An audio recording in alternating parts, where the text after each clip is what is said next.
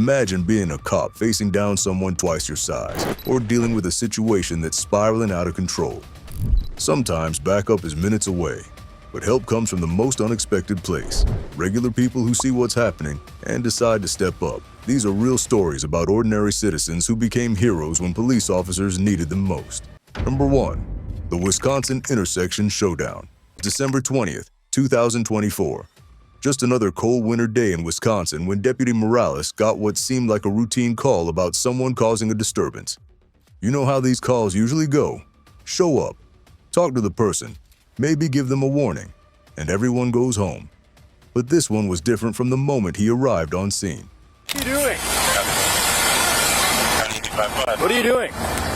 Get out of the road. Johnson Auto, Adam, George, Adam. Get out of the road. 3712, Adam, George, Adam, 3712. Get out of the road. Right there in the middle of a busy intersection, Deputy Morales found this guy named Michael acting like he was completely out of his mind. We're talking full-blown crazy here, yelling at random cars driving by, refusing to get out of the road, and just acting like he was on some serious drugs. Traffic was backing up, people were honking, and this guy was creating a dangerous mess for everyone. If you keep coming up to me, I'm going to tase you. All right, come on. What's up? We don't have to do this. Yes, we do. We don't. Yes, we do. Come on. Deputy Morales tried everything he could think of. He started with talking, trying to reason with the guy and get him to calm down and move out of the road. But Michael wasn't hearing any of it. The deputy kept his cool at first, even warned the guy multiple times that he'd have to use his taser if he didn't cooperate. Still nothing. I don't want to do this, bro. Come on. I know you don't right want to do it. So then just get out of the road and talk to me then. Just get out and talk to me. Come on. You don't have to do this. You really don't have to do this. Affirmative. Come on. Just head on out. That's when things really started going downhill fast. The deputy had to deploy his taser, but it was like Michael couldn't even feel it. The guy just kept coming, kept fighting, like he had some kind of superhuman strength. Then came the pepper spray, and still this guy wouldn't quit. It was like watching someone who couldn't feel pain anymore. You get it? Get on the taser deployed. He's running. Stop! Get on the ground. Get on the ground. Get on the ground. Just get on the ground. Get on the ground. Deputy Morales was clearly getting overwhelmed. He's just one person trying to deal with someone who seemed to have the strength of 3 people and couldn't feel anything. The whole time, cars are driving around them, people are watching, and this deputy is basically fighting for his life in the middle of traffic. I can't die, right? Aggression skills system, right? All right, aggression skills system, right? I can't die! That's when this random citizen driving by saw what was happening and made a choice that probably saved the deputy's life. Instead of just rubbernecking or driving past like most people would do, this guy actually stopped his car, got out, and ran over to help.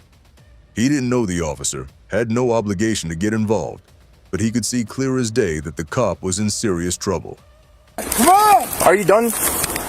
Are you done? Put me in a handcuff. Okay, get on the ground then. Get on the ground. Stop being stupid.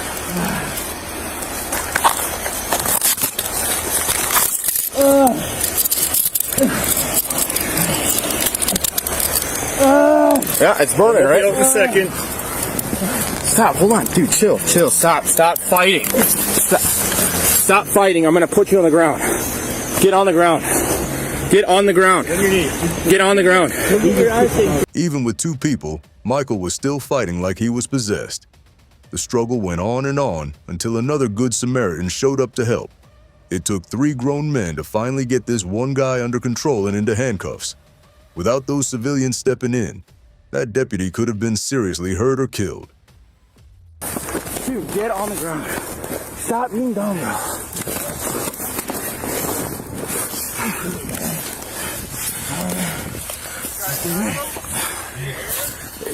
Yeah, can you grab his legs?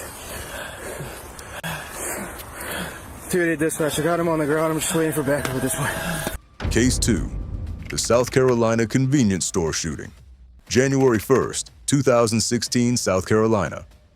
New Year's Day should have been quiet for most cops, maybe just a few drunk driving calls or noise complaints from parties. But for one officer responding to a theft report at a convenience store, it turned into the fight of his life. The officer got the call about someone stealing from a local store. Pretty routine stuff that happens all the time. He pulled up, saw the suspect, and started approaching him like he'd done hundreds of times before. Just another shoplifter, probably someone trying to grab some beer or cigarettes without paying. But when the officer called out for the guy to stop and talk to him, everything went wrong fast. The suspect had his hands in his pockets and wouldn't take them out, no matter how many times the officer told him to. That's always a red flag for cops. When someone won't show their hands, it usually means they're hiding something dangerous. Come here. Stop. Stop. Stop. Take your hands out your pocket. Take your hands out your pocket. The officer kept telling the guy to take his hands out of his pockets, getting more urgent each time. You could hear in his voice that he knew this was about to go bad. Then the suspect pulled out a gun and shot the officer in the neck before he could react. The officer went down hard, his arm broken and blood coming from his neck. He managed to call for help on his radio, telling dispatch he'd been shot and needed an ambulance immediately. But help was still minutes away, and he was losing blood fast. Take your hands out your pocket! Shots fired!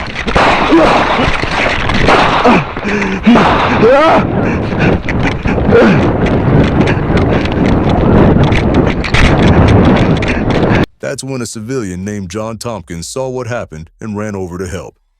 This guy had no medical training, didn't know anything about treating gunshot wounds, but he could see the officer was dying and somebody had to do something. Jay stayed with that officer, talking to him, trying to keep him calm and conscious while they waited for the ambulance. He kept telling the officer it didn't look like too much blood, that he was going to be okay, just trying to keep the guy's spirits up during the worst moment of his life. My name's Jay Tompkins. What's your name? What's his name, sir?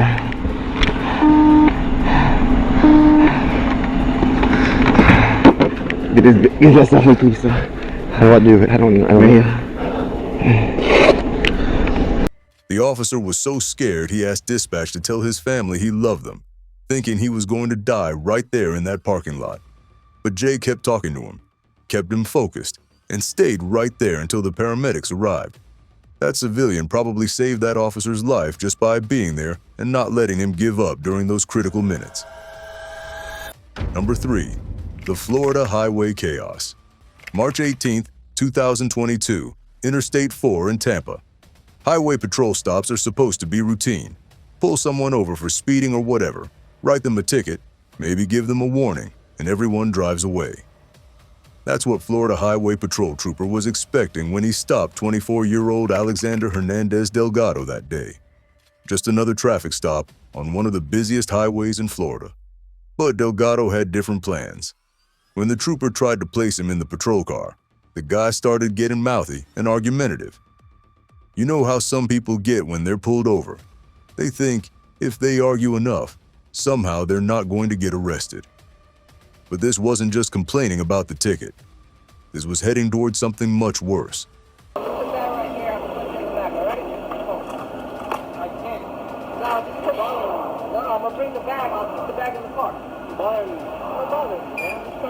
Things escalated fast.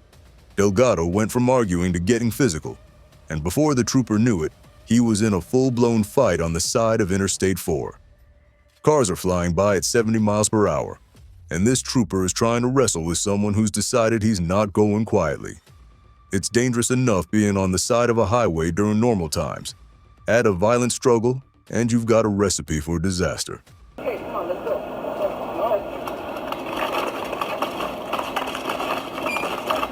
That's when something amazing happened. An 18-wheeler driver saw what was going down and pulled over, but he wasn't the only one. Several other drivers saw the trooper in trouble and actually stopped to help instead of just driving by like most people would do.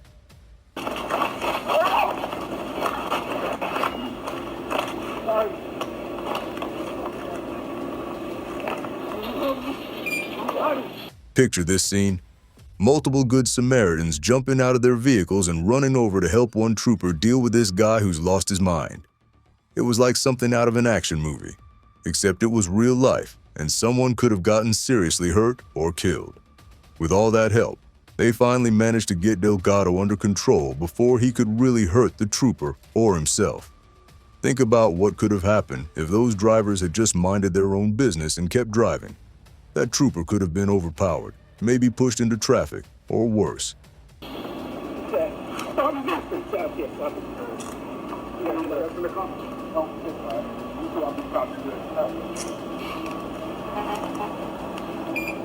It just goes to show that sometimes it really does take a village to handle one person who's completely out of control. Those drivers didn't have to stop. They could have easily just kept going and pretended they didn't see anything. But they chose to get involved when someone needed help. And that probably saved that trooper from serious injury. Case 4. The Asbury Park Fire Rescue, August 26, 2025, started out like any other summer morning in Asbury Park, New Jersey. People were getting ready for work. Kids were probably still sleeping in. Just a normal Tuesday around 8:44 a.m. Then everything changed when the call came in about a house fire on Prospect Avenue. When officers DeWitt Bacon and John Walsh arrived at the scene, they knew this wasn't going to be a routine call. The house was already covered in heavy smoke and flames, and you could tell this thing was moving fast. House fires are scary enough when they're empty, but this one had people trapped inside, including kids on the second floor. Anybody in there? Where you at? Come to the window, up in the window. 1005. That's when things got really intense. An 8-year-old child appeared at a second-floor window, and you could see the fear in the kid's face. The smoke was getting thicker by the minute, and the flames were getting closer. This wasn't a situation where they could wait for the fire department to bring ladders. This kid needed to get out right now. Come on, reach this up. Push it. Hard. Come up to me. Put yourself up. Come on. Come on. The officers were positioning themselves below the window, but that's when local resident Joseph Dunbar stepped up in a big way. This wasn't his job. He didn't have any special training for this kind of rescue, but he saw a child in danger and didn't hesitate for even a second. He got right underneath that window with the officers, ready to catch an 8-year-old who was about to jump for his life. Open, bro. Squeeze. Who else is in there? Come on, you got it. Yo, tell him to come to the side of the house. Come on. Come on, you got it. Come on. Think about the trust it takes, not just from the kid who had to jump, but from this civilian who was willing to put himself directly in harm's way to save a stranger's child. One wrong move, and everyone could have been seriously hurt. But when that child jumped, all 3 of them were there to catch him and bring him safely to the ground. We right here. Just jump. Jump. Come on, we right here. Got you, brother. Come on, go. Anybody else in there, brother? Let's go, kid. Anybody else? Do we know if anybody else is? It didn't end there either. More children appeared at other windows, and the same team kept working together, catching kids and getting them away from the burning building. Joseph Dunbar could have easily stayed back at a safe distance and just watched, but instead he kept putting himself at risk to help save these children. Jump! We got you. Just jump. We got you. Jump! Get you through, brother. Come on. Jump! You're right. Jump! Just jump. We're right here. The kids were treated for smoke inhalation and taken to the hospital, but they survived because of the quick thinking and bravery of both the officers and this civilian who was willing to risk his own safety for kids he'd never met before. Number 5. The Camden County Tragedy. October 16th, 2023, Camden County, Georgia. This one doesn't have a happy ending, but it shows just how complicated these situations can get and why sometimes civilians show up even when the worst has already happened. Leonard Cure was driving down Interstate 95 that day, probably just trying to get where he was going like everyone else on the highway. But Leonard Cure wasn't just any regular guy.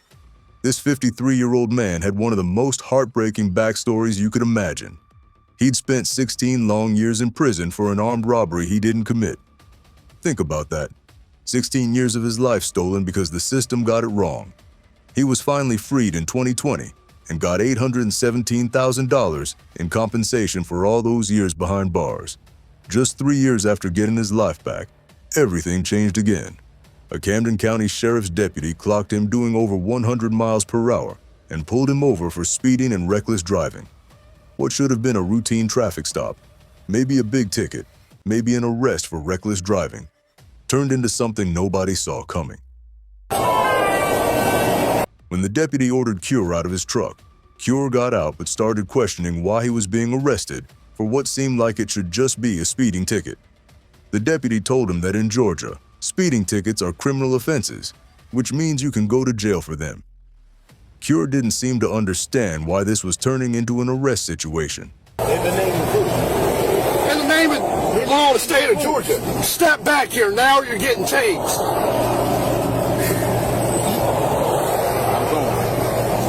Watch me now. Things escalated really fast from there.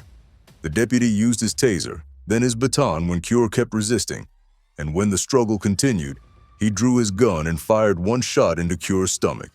Cure went down, and the deputy called for backup.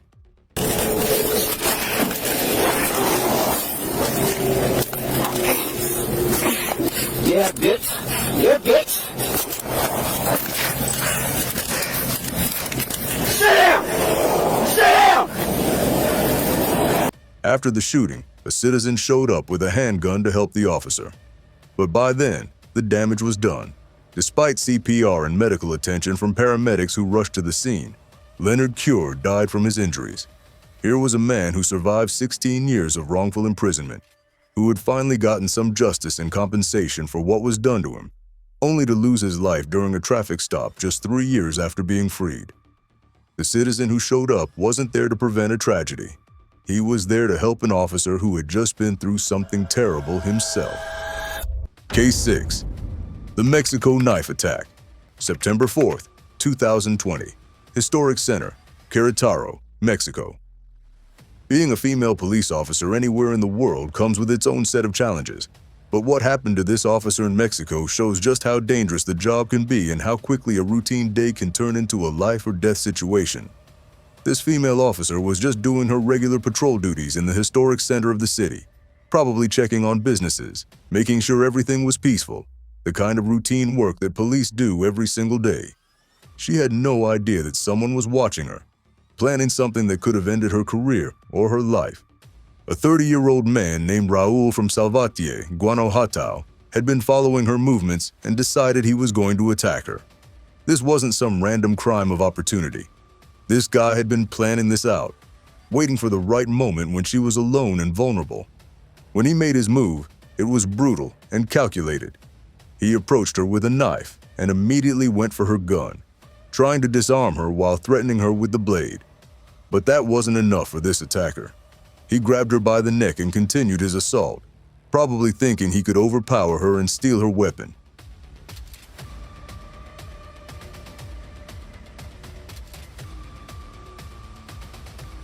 Think about how terrifying this must have been for this officer. She's being choked, threatened with a knife, and someone is trying to take her gun, which could turn this attack into something even worse. She was fighting for her life against someone who clearly had planned this whole thing out.